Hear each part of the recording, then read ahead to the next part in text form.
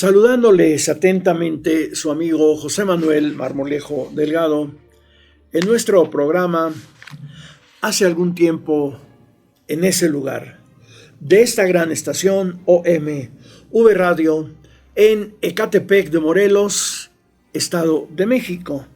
Damos inicio a nuestro programa ubicándonos rápidamente en la historia de México, en el periodo del Maximato, periodo muy importante en la historia de nuestro país, y vamos a las páginas editoriales, a la página editorial del periódico Excelsior del 1 de agosto de 1928. Generalmente las páginas editoriales de los periódicos, de las revistas, de las publicaciones reflejan el sentir, la postura prácticamente de la propia empresa periodística en la mayoría de los casos. Esta nota editorial fue intitulada Las brujas de Macbeth.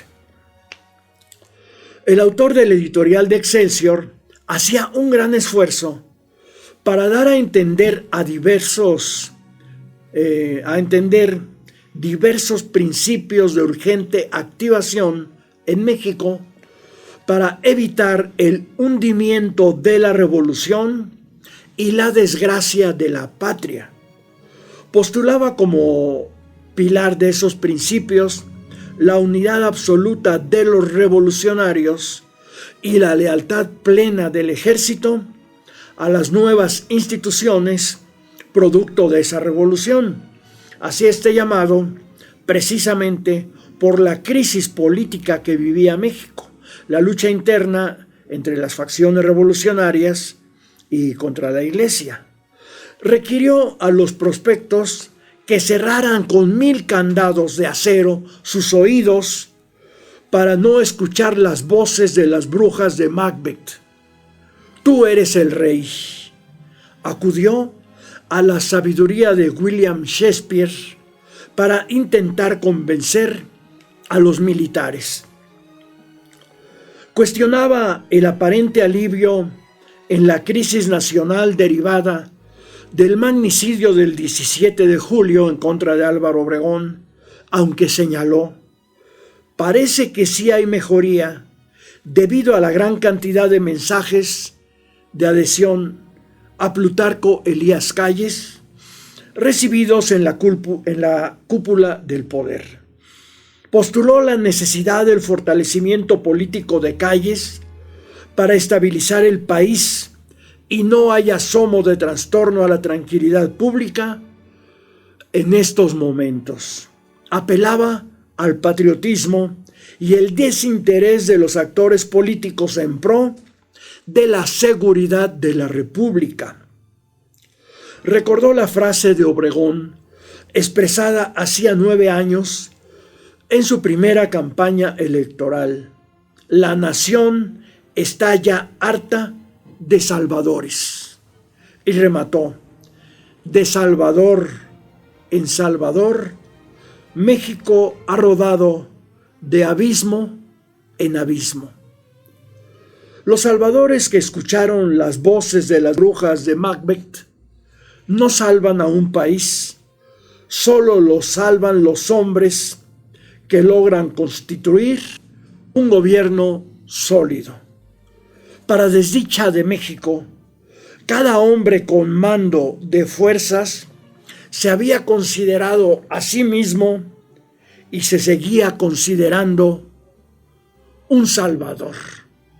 De Salvador en Salvador, México iba de abismo en abismo.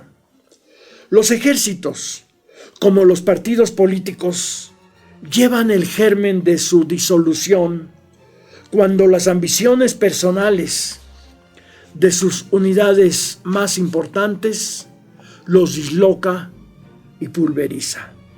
Ahí tenemos en el presente al PRI y al PAN dislocados totalmente y a punto de la desaparición por las ambiciones de sus dirigentes. Es una ley que se ha cumplido inexorablemente igual en el pasado que en la actualidad, en la historia de todos los países de la tierra.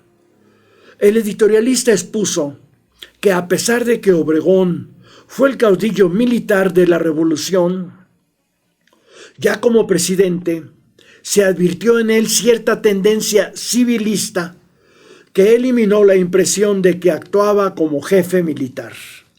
La preponderancia militarista es incompatible con la revolución. Volver al caudillismo como programa sería declarar la bancarrota de la revolución. Serían más de 100 años perdidos. Pues así concluía esta editorial del periódico Excelsior en agosto de 1928. Ahora nos vamos a la página 6 de ese mismo día del Excelsior, que publicaba esta nota: serios sucesos ocurridos en la población de Gómez Palacio, estado de Durango, Torreón, Coahuila, julio 31. Una gran manifestación integrada aproximadamente por 500 personas entre mujeres y hombres se efectuó en el Cerro de la Cruz para conmemorar el segundo aniversario de haber abandonado los sacerdotes sus actividades religiosas. La Iglesia Católica cerró los templos el 31 de agosto de 1926. Entre las manifestantes participaron distinguidas damas de Gómez Palacio.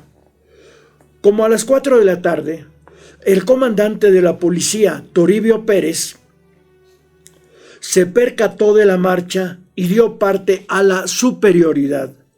El inspector de policía, Flavio Díaz Nájera, avisó al presidente municipal y marchó con la gendarmería hacia la iglesia parroquial. Los manifestantes, al darse cuenta de la intervención policial, se desbandaron, aunque fueron capturadas y encarceladas 34 personas. Se encontraban complicados en el delito de organización religiosa al aire libre las conocidas señoritas María Rodarte, María Arámbula, María Benali y María de la Luz Martínez. Resultaron también con graves responsabilidades Francisco Sánchez Figueroa y José María Macías, quienes dirigieron los servicios católicos en los templos de Gómez Palacio y Torreón. Estos últimos, que estaban detenidos, revelaron que quien organizó la manifestación fue la señorita Inés Bernal, agregando que no era la primera vez que se celebraba un acto semejante, pues durante la última Semana Santa hubo varios actos políticos. Pues qué cobardes, qué traidores estos católicos que estaban detenidos, pues denunciando, traicionando a sus propias compañeras. No se vale. Qué mala onda, podríamos decir en la actualidad. A las 2 de la madrugada, 34 detenidos fueron puestos en libertad, girándose órdenes de aprehensión contra Inés Bernal y María de la Luz Martínez, acusadas por sus propios compañeros católicos. Ellas fueron consignadas a las autoridades judiciales. Esta era la situación terrible que vivía México entre la lucha entre la iglesia y el gobierno. Otra nota es la siguiente: no será parte civil el centro director obregonista. La versión publicada ayer se considera que no tiene fundamento legal. Se suscitó el rumor de que el centro director obregonista se constituiría en parte civil para pedir castigo al asesino de Obregón y sus cómplices. Sin embargo, los principales componentes del centro negaron el rumor, aduciendo que legalmente el centro director obregonista no tenía personalidad jurídica para asumir ese papel ante las autoridades judiciales por el caso Toral. Tal vez el centro podría influir en alguna persona que formara ya parte civil del proceso y que pudiera respaldar en el juicio la fuerza política del centro director. El centro director obregonista prácticamente fue el comité de campaña de Álvaro Obregón y ahora se quedaba con el asesinato de su jefe, pues con una fuerza política sumamente mermada, casi en la extinción.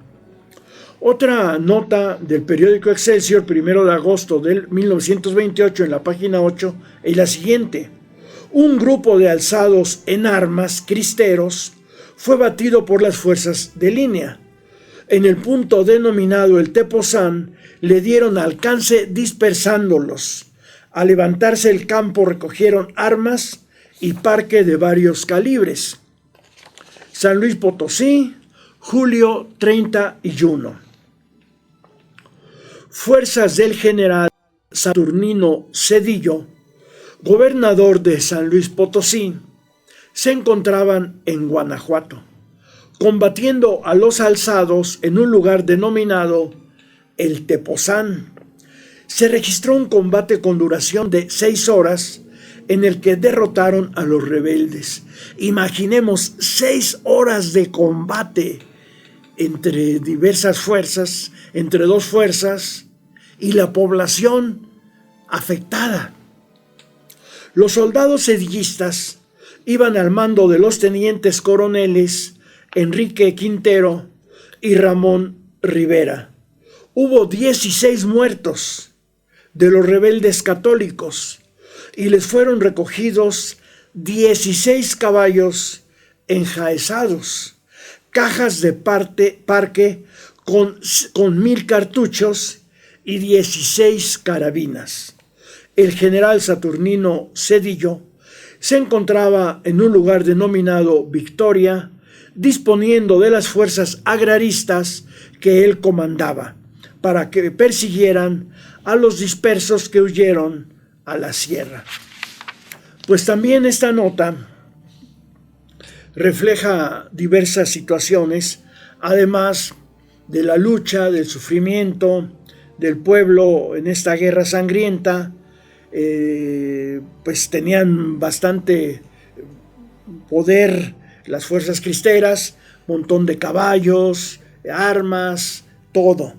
Pero aquí también se refleja algo muy importante, las fuerzas agraristas.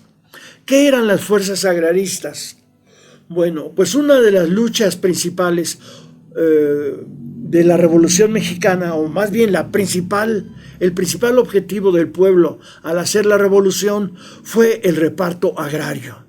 Y entonces estos gobiernos inmorales de Calles, Obregón, ¿qué hicieron? Le dijeron al pueblo, sí, ¿quieres la tierra?